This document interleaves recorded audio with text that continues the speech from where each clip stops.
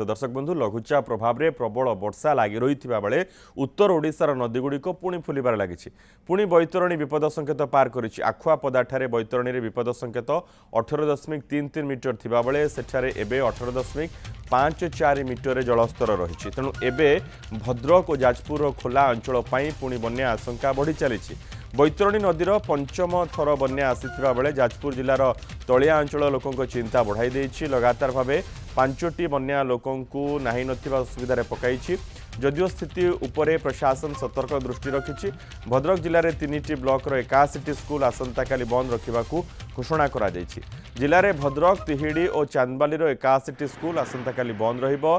सेपटे ब्राह्मणीर रेंगाली डैम रे जल नियंत्रण करा जाउथिबा तलमुंडे विपद संकेत तले जलस्तर रही। जेनापुर रे विपद संकेत 67 फुट थिबा बेले सेठारे जलस्तर 61.80 फुट रही।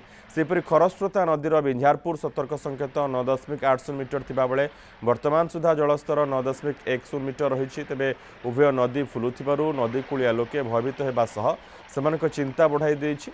सेपरी बालेश्वर जिले में जलका नदीर जलस्तर बढ़ुछि। सुरेंद्र सामल जाजपुर प्रतिनिधि रही सूचना सहित। सुरेंद्र कौन वर्तमान स्थिति? देखो मनोज जाजपुर जब कह प्रमुख जो रही 3 नदी बर्तमान फुलबार लगी। जाजपुर जो रही बैतरणी ब्राह्मणी और खरस्रोता जदि कह बैतरणी बर्तमान विपद संकेत उपरे बन्या जल प्रवाहित होछि। किंतु खरस्रोता ब्राह्मणी जदिओ नई फुली किंतु सतर्क संकेत तले बर्तमान प्रवाहित होछि। सबुठ बड़ कथा होछि जेतेबेले बैतरणी विपद संकेत 18.33 थिबा बेले बर्तमान 18.54 मीटर बर्तमान बन्या जल प्रवाहित होछि। जदि देखिबा ब्राह्मण रही जो ब्राह्मण जो रही जो नदी जलस्तर रही बन्यार सतर्क रही सतर्क संकेत जदि कह ब्राह्मणी 65.00 रही तार बर्तमान रही 61.80 मीटर बन्या प्रवाहित होछि। खरस्रोता से भाव में देखा सतर्क संकेत 9.80 थिबा बेले बर्तमान 9.10 मीटर बर्तमान प्रवाहित होछि। किंतु जदि देखिबा जे सबुठ बड़ कथा होछि जेहेतु बैतरणी बर्तमान पंचम थर बन्या जल आनी तलिया अंचल विशेषकर यार प्रभावित होती। कारण गोटे पटे घाई मरामती हो बेले पुणी से घाई पानी तो जाऊँगी। तेणु निहत भाव जो तलिया अंचल रही दशरथपुर विभिन्न अंचल बर्तमान पुणी जलमग्न हमार आशंका कर जलमग्न होती। किंतु यार भितर आउ गोटे देखा मिली जेहेतु आज पुणी तो पानी आसी दशरथपुर ठारे जो देखा जहाँ गोटे बड़ अघटन आम कहीपर जो गोटे कार रास्ता क्रॉस करते से कार 2 जन थे कार टी भासी जाता बेले 2 जन व्यक्ति को स्थानीय लोक मैंने उद्धार करते किसी समय पर घटना संपर्क अग्निशम विभाग खबर पाई तेणु से कार टी पोखर किसी दीर्घ समय धरी उद्धार कार्य कलापर उद्धार करता।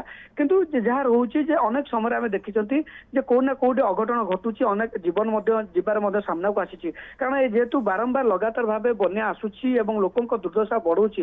कारण घर को जितेबाला से फेरुंच पुणी पानी आसूची घरे पशुची निहत भाव में लोकों दुर्दशा बढ़ी जाऊँगी। अंपटे प्रशासन पक्षर भाव में लोक मैंने भयभीत न हे लोक मैंने जमी आश्वस्ति लाभ करेंगे कौन प्रकार सबुठ बड़ कथा भयभीत न हे से प्रशासन पक्षर व्यवस्था कराऊँगी। किंतु ये प्रश्न उठुची लोकंर बन्यापान मान पाखे आम अनेक समय देखी जो सुखिला खाद्य कथा कहते रिलीफ सामग्री ठीक भाव में पहुंची पारता गोटे अभियोग रोचे। कारण गोटे पटे देखा जब वर्षा होची अन्यपटे पानी रोचे ऊपर वर्षा तले पानी निहत भाव लोक मैंने नाई नथिबार असुविधार सम्मुखीन होती। किंतु ये जदि कह 3 नदी रही ब्राह्मणी खरस्रोता बैतरणी ये जो बर्तमान फुलुची तो निहत भाव जाजपुर बरी दशरथपुर जाजपुर बिंझारपुर एवं या सहित कोरेई ये सब अंचल बर्तमान जलमग्न हमार आशंका किंतु जदिओ बर्तमान बैतरणी विपद संकेत ऊपर बर्तमान प्रभावित होची।